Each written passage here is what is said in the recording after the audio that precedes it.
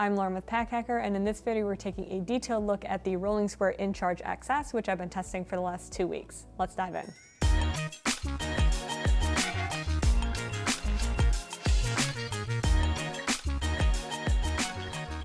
The design of this looks very similar to the other iterations. So if you're familiar with the inCharge 6 or the X or something like that, this is just another version of that. Bringing it up to the camera here so you can get a closer look, we have a metal housing here that's very reflective. It does catch fingerprints, so that's not incredible. Doesn't really bother me that much, but something worth mentioning. And then we have the cable on the other side here that is an aramid fiber cable. It's known for being like having really intense tensile strength, which is something that you're going to want with a device like this. Kevlar is an example of an aramid fiber, so you know this thing definitely means business, which is good because it's designed to be hung off of your keys. So looking at the actual functionality here, this is a universal cable, so we essentially have a bunch of different port options that you can use. We have a USB-A to a lightning cable, which means that, let me bring actually a couple different things over here.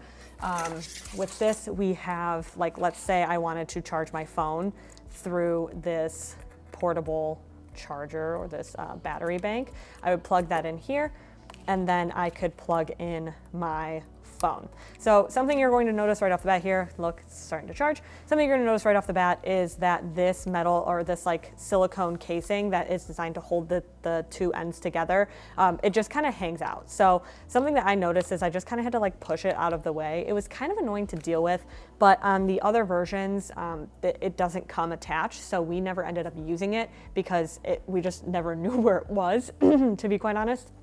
But let's say you wanted a couple different charging options. So there is also, you can just remove this top bit here and it reveals a USB-C cable. So you can actually charge via USB-C as well. This is another example of something that you want to kind of keep in mind. This will just float around. So I personally like to put it on the top so that it's not like blocking underneath whatever I'm trying to charge. And then, excuse me, if you wanted to maybe charge USB-C to USB-C, that's an option over here as well.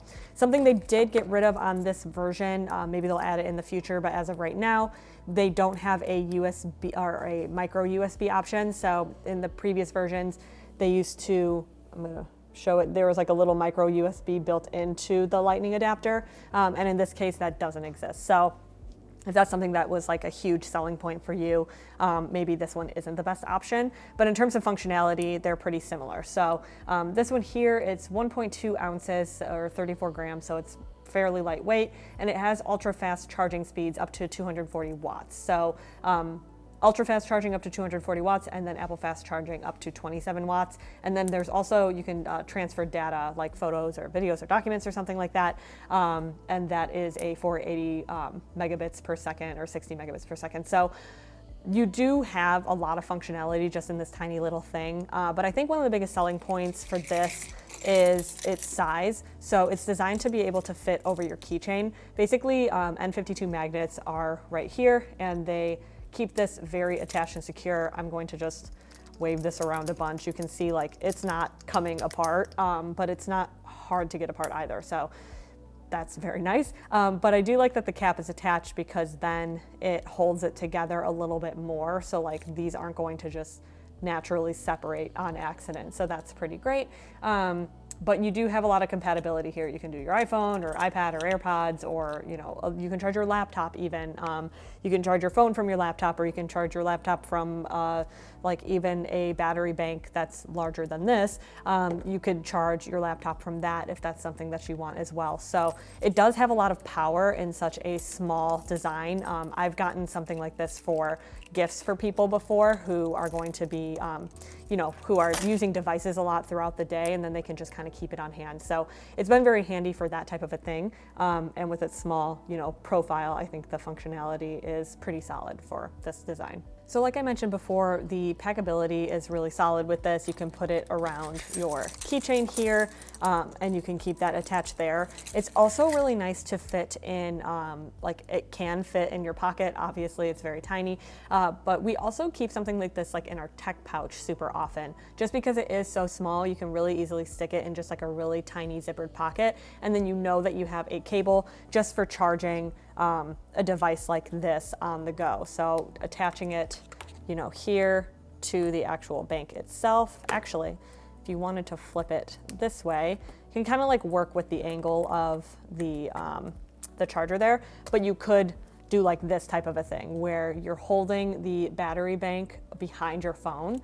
and it's still able to charge, and you don't have this like long cable draping down. So like I said, the small form factor I think is really like the biggest selling point of this thing, just because it is so packable and it's easy to just have on hand if you find yourself really always in need of a cable. If you're finding this video helpful, hit subscribe so we can keep making content to help you travel smarter. So looking at this in comparison to the inCharge, this is the inCharge XS, this is the inCharge X, you can see that the design, like I mentioned, is very similar. The biggest difference is going to be size and the material. So this is a very similar material, but it has like a casing, or not a casing, but like it's like painted on the outside, and that's starting to wear off.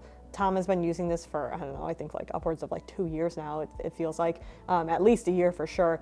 But this is something that just like, it's been banged around so much like on his keys and in his tech pouch that's starting to kind of chip away. I'm interested to see how this one holds up, just because it is only that like solid metal. It seems like it might work a little bit better. But this one also had a cap, and we just don't know where it is at this point because it's not attached. It's not tethered to the actual cable itself. So while you do have to deal with the disadvantage of like managing this tethered cap whenever you're wanting to actually charge something, I like that if you have this dangling off of your keys, you don't have exposed ports like this that could like just kind of get gunk in them. If you were going to go with that key functionality, if it's in your tech pouch, it's really not that much in danger. But in terms of size, the XS is a little bit larger. So if you butt these up next to each other, you can see that it's a little bit taller. I think a lot of that has to do with the fact that this is attached. But in terms of like performance, it's a little bit lighter than the X is a little bit lighter than the XS, so that's nice. But the data transfer speed is the same as the XS, and it's a little bit slower with the fast charging. So if you're going for, you know, ultimate functionality, I guess, and speed, then the XS is going to be your best option. But despite the cap thing with the X, we've had no issues with it like falling off of a keychain or anything like that.